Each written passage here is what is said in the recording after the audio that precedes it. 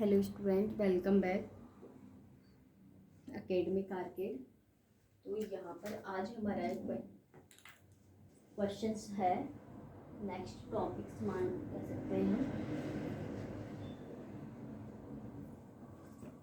तो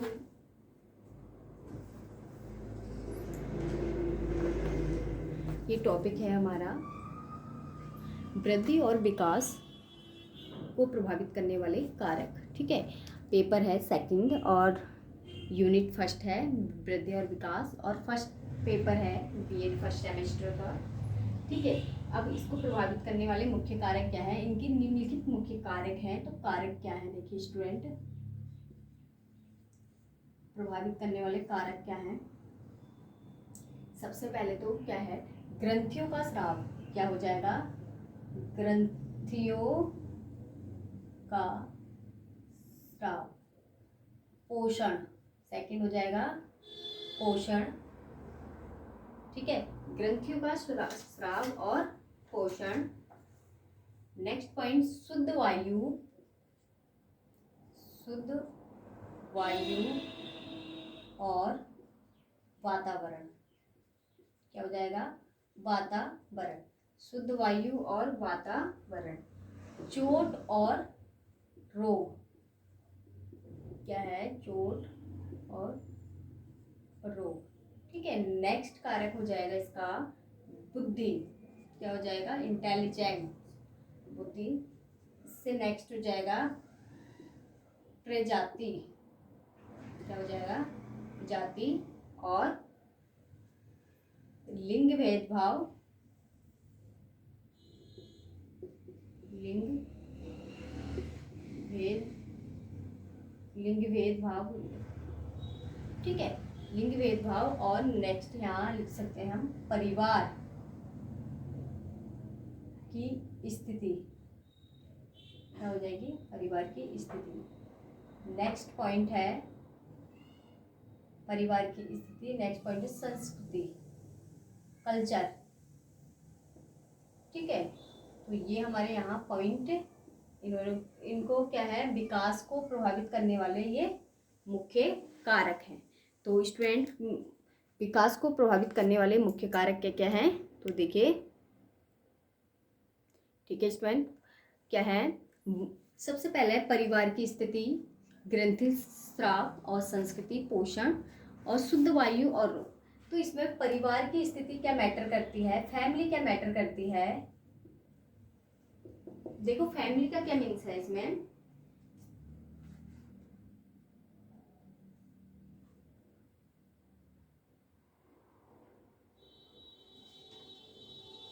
देखो वो क्या कहना चाह रहा है कि फैमिली की स्थिति, मान लीजिए कि आपका फर्स्ट बेबी है। ठीक है, फर्स्ट बेबी है, मैं ऐसे आपको समझाती हूँ।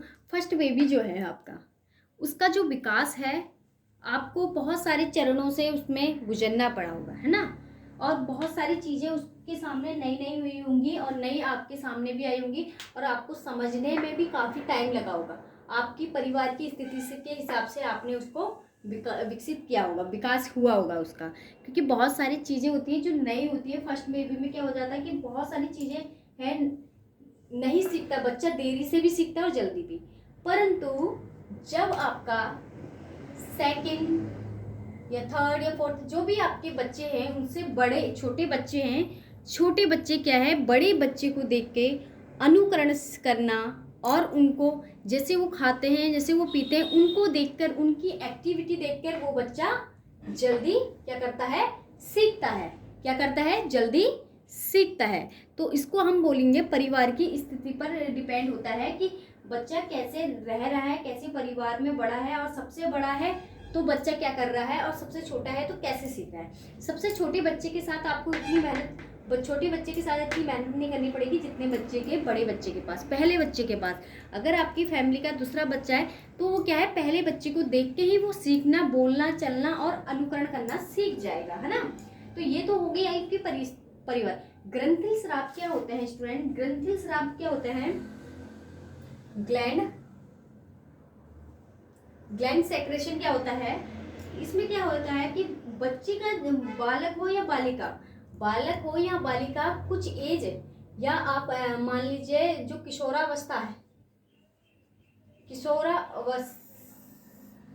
किशोरावस्था है, मान लीजिए किशोरावस्था, कुछ बच्चों में क्या होता है कि दाढ़ी मूंछ, कुछ लड़कों में दाढ़ी मूंछ और कुछ लड़कियों में जो चेंजेस होते हैं ना, वो क्या होता है किशोरावस्था से पहले ही हो जाते हैं।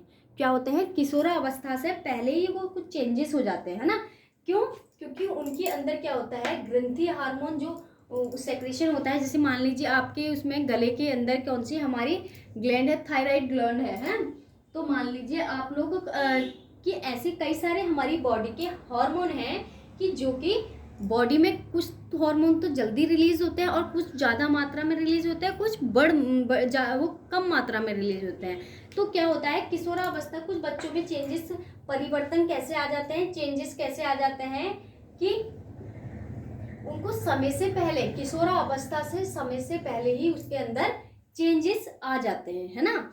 क्यों? क्योंकि उनके अंदर क्या है, ग्रंथि स्राव, या फिर कुछ बच्चों के अंदर क्या होता है कि वो किशोरावस्था के बाद में, जैसे उनके अंदर शारीरिक चेंजेस, उनके हाव भाव में परिवर्तन, बहुत सारे ऐसे लैगिंग ऑर्गेन्स जिसमें क्या होता है कि बच्चे के मसूड़े फूलना या दाढ़ी मूंछ आना, ये चीज़ क्या होता है कि समय से पहले हो जाना या समय के बाद, ये किस पर डिपेंडेंट करता है, ग्रंथि स्राव पे, ग्लैंड सेक्रेशन पे करता है कि कौन कौन से हार्मोन कितने टाइम पर हो रहे हैं और कितनी मात्रा में हो रहे हैं, ठीक है। तो यहाँ पर इस चीज़ को शो करता है। तो नेक्स्ट है आपका संस्कृति। संस्कृति क्या है, बालक की संस्कृति का मतलब क्या कहना चाह रहा है कि जो बालक है, कई सारे इन्होंने फिलॉसफी ने बोला है संस्कृति के बारे में कि बालक को अपनी संस्कृति समझनी चाहिए। उसकी भौतिकता, जो हमारी जो संस्कृति है वो हमारी शिक्षा से रिलेटेड है। बच्चे को अपने नेचर, अपने कल्चर के बारे में थोड़ी बहुत नॉलेज होनी चाहिए। और क्या होता है, उसकी संस्कृति को भी बहुत ज़्यादा प्रभावित करता है। क्या है, विकास उसकी संस्कृति को भी प्रभावित करता है। कई सारे हमारी ऐसी संस्कृति में कई सारी ऐसी परंपराएं हैं जो कि लड़की और लड़कों के लिए के विकास को प्रभावित करती हैं, ठीक है। पोषण, न्यूट्रिशन की बात करें, न्यूट्रिशन है, मान लीजिए आपके जो बालक हैं, बालिका का न्यूट्रिशन कैसा हो रहा है, पोषण कैसा हो रहा है उनका, कि खान पान घर में कैसा हो रहा है और किस टाइप से कि बच्चा कैसा खा रहा है और उनको क्या खाने के अंदर मिनरल्स, विटामिन से पूरे भरपूर मात्रा में मिल रहे हैं या नहीं। तो अगर आपके जो बच्चे की बॉडी को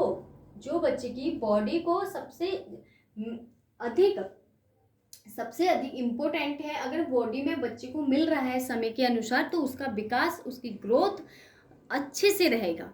क्या होगा, उसकी ग्रोथ अच्छे से रहेगी। अगर मान लीजिए उसको विटामिन की ज़रूरत है और विटामिन उसको उस भोजन में नहीं मिल पा रही है, तो क्या होता है कि विटामिन की उसके अंदर कमी होने के कारण उसके अंदर क्या है, वृद्धि और विकास जो है उसको इफेक्ट करेंगे, प्रभावित कर देंगे, ठीक है। तो क्या है, वृद्धि और विकास को वो प्रभावित कर देगा, क्या, पोषण, ठीक है। तो इस चीज़ से आपके कुछ बच्चे क्या होते हैं, उनके मस्तिष्क से भी कमज़ोर रहता है और कुछ बच्चों को क्या होता है, बचपन से उनके शारीरिक चीज़ें भी कमज़ोर होती हैं, उनकी बॉडी भी कमज़ोर होती है, वो इसी कारण कि हमारा पोषण के लिए। शुद्ध वायु और वातावरण क्या है, एयर और वातावरण क्या है, एनवायरमेंट, ठीक है।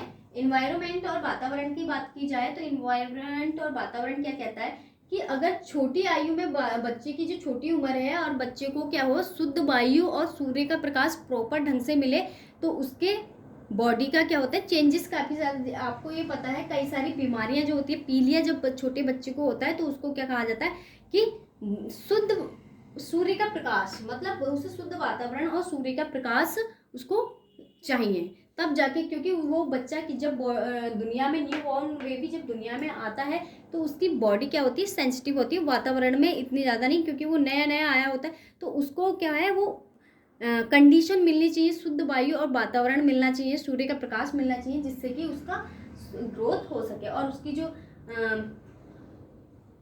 शारीरिक क्षमता है वो बढ़ सके, वो आराम से विकसित हो सके।